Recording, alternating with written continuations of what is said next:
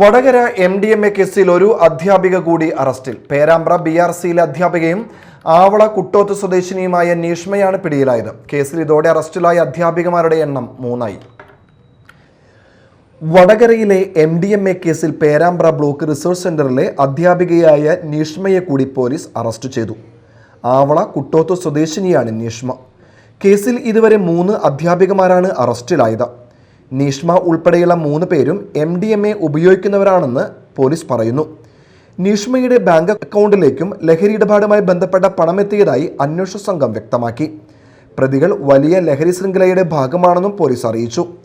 Operation തൂഫാൻ അന്വേഷണത്തിനിടെയാണ് അധ്യാപികമാരെ ഇടനിലക്കാരാക്കിയുള്ള ലഹരി സംഘത്തെക്കുറിച്ചുള്ള നിർണായക വിവരങ്ങൾ പോലീസിന് ലഭിച്ചത്. മരുത്തോങ്കര സ്വദേശിനി കീർത്തന, കൂരാച്ചുണ്ട് സ്വദേശിനി കാവ്യ എന്നിവരാണ് കേസിൽ ആദ്യം അറസ്റ്റിലായത്. പേരാമ്പ്ര BRCയിലെ അധ്യാപകരായിരുന്ന ഇരുവരെയും തുടർന്ന് സർവശിക്ഷ കേരളയുടെ നടപടിയുടെ ഭാഗമായി പിരിച്ചുവിട്ടിരുന്നു. ലഹരി ആവശ്യപ്പെടുന്നവരിൽ നിന്ന് QR കോഡ് വഴി പണം സ്വീകരിക്കുക, ആവശ്യക്കാർക്ക് ഗൂഗിൾ മാപ്പ് ലൊക്കേഷൻ അയച്ചു നൽകി ലഹരി സംഘത്തിലേക്ക് എത്താൻ വഴിയൊരുക്കുക തുടങ്ങിയ കാര്യങ്ങളാണ് അധ്യാപികമാർക്കെതിരെ പോലീസ് അന്വേഷണത്തിൽ കണ്ടെത്തിയെന്നാണ് വിവരം.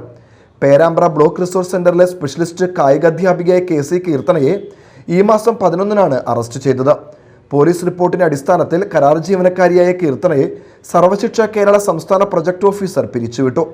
അറസ്റ്റിലായ BRCയിലെ സ്പെഷ്യൽ എഡ്യൂക്കേറ്ററായ കാവ്യക്കെതിരെയും പുറത്താക്കൽ നടപടി സ്വീകരിക്കുമെന്ന് അധികൃതർ അറിയിച്ചിരുന്നു. കീർത്തനയുടെ അക്കൗണ്ടിൽ നിന്നും ലഹരി സംഘാംഗങ്ങളുടെ അക്കൗണ്ടിൽ നിന്നും കാവ്യയുടെ അക്കൗണ്ടിലേക്ക് പണമെത്തിയതായി പോലീസ് കണ്ടെത്തിയിരുന്നു. 2 ഗ്രാം MDMAയുമായി പിടിയിലായ വടകര സ്വദേശി സഫാനിൽ നിന്നാണ് ഓപ്പറേഷൻ തൂഫാൻ അന്വേഷണത്തിനിടെ നിർണായക വിവരങ്ങൾ ലഭിച്ചത്. അധ്യാപക പരിശീലനവും ശില്പശാലകളും സംഘടിപ്പിക്കുകയും വിദ്യാലയങ്ങളിലെ ഗുണനിലവാരം ഉറപ്പാക്കുകയും ചെയ്യേണ്ട ചുമതലയുള്ള അധ്യാപികമാരാണ് ലഹരി സംഘം ഇടനിലക്കാരാക്കിയതെന്നാണ് പോലീസ് കണ്ടെത്തൽ. അധ്യാപികമാരുടെ അക്കൗണ്ടുകളിലേക്ക് പണം അയച്ചവരെയും MDMA കൈമാറുന്നവരെയും കണ്ടെത്തുന്നതിനായി പ്രതികളെ വിശദമായി ചോദ്യം ചെയ്യാനാണ് പോലീസിന്റെ തീരുമാനം. Media time, Thrissur.